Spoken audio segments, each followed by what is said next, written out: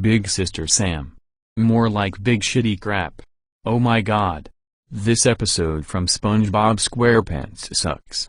Here are the reasons why I hate this episode in my opinion. This episode opens with SpongeBob and Gary sleeping. Patrick is cleaning his rock with a mop, then wakes them up.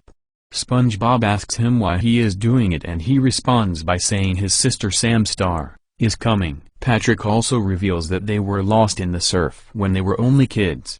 Squidward screams angrily and demands peace and quiet, but Sam then arrives in a bus and punches the door down. She is revealed to be a huge starfish. Sam hugs and almost suffocates Patrick.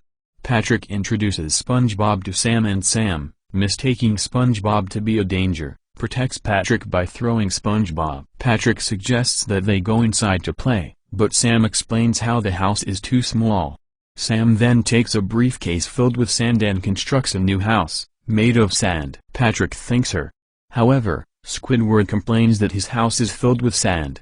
Again, Sam feels overprotective and moves Squidward's house with only her bare hands. Squidward makes jokes about Sam, saying how she is bigger and dumber than Patrick.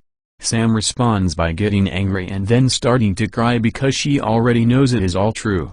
Her giant tears throw both Squidward and SpongeBob. After that, Patrick becomes overprotective of Sam by saying that SpongeBob and Squidward are meanies and saying that they should decorate the rock. However, she uses parts of Squidward's house to decorate it, damaging it greatly.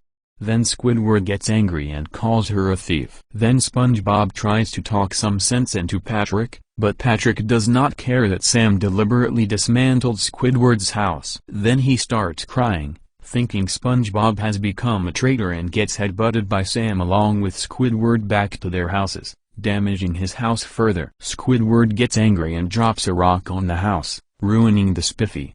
In response, Sam and Patrick come out of the house, and Sam chews up the loose parts and spits them at Squidward's house, completely destroying it. In the last act of retaliation, Squidward then drives a bulldozer at Patrick, Sam, and the house, trying to destroy it in a crazed rage.